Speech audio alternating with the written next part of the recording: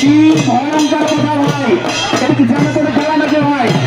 এই খেলা যদি টিকিট কেটে দেবেন তো টিকিট কিন্তু 100 টাকা করে দেখছেন। তাই যারা পারেন 2 টাকা 10 টাকা 20 টাকা বলতে 100 টাকা আমাদের বক্সি দিয়ে দেওয়া হয় ভাই। সবাই হাততালি সবাই। বগুড়ার শেরপুরের সালফা যুব সমাজের উদ্যোগে সালফা পূর্বপাড়ায় 13 জুলাই রবিবার বিকেলে ঐতিহ্যবাহী লাঠি খেলা অনুষ্ঠিত হয়েছে। খানপুর ইউনিয়নের 2 নং ওয়ার্ড বিএনপির সভাপতি আনিসুর রহমানের সভাপতিত্বে এই সময় প্রধান অতিথি হিসেবে বক্তব্য রাখেন খানপুর ইউনিয়ন বিএনপির সাধারণ সম্পাদক আব্দুল মজিদ।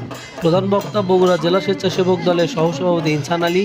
লাঠি খেলার উদ্বোধক হিসেবে উপস্থিত ছিলেন বগুড়া জেলা স্বেচ্ছাসেবক দলের যুগ্ম সাধারণ সম্পাদক রাশেদুল ইসলাম রূপম।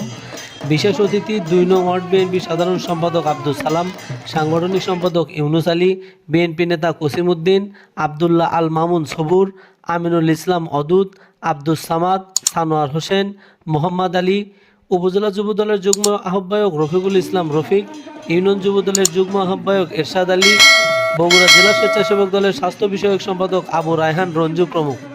বক্তারা বলেন, আধুনিক যুগে আধুনিক সব খেলার ভিড়ে হারিয়ে যেতে বসেছে ঐতিহ্যবাহী এই লাঠি খেলা। গ্রামের যুবকদের ধন্যবাদ জানাই এ ধরনের ঐতিহ্যবাহী খেলার আয়োজন করার জন্য। মন ও শারীরিক বিকাশের জন্য খেলাধুলার বিকল্প কিছু নেই, তাই শিশু কিশোরদের প্রচলিত খেলা ফুটবল ক্রিকেটের পাশাপাশি ঐতিহ্যবাহী সকল খেলার প্রতি মনোনিবেশ হতে হবে।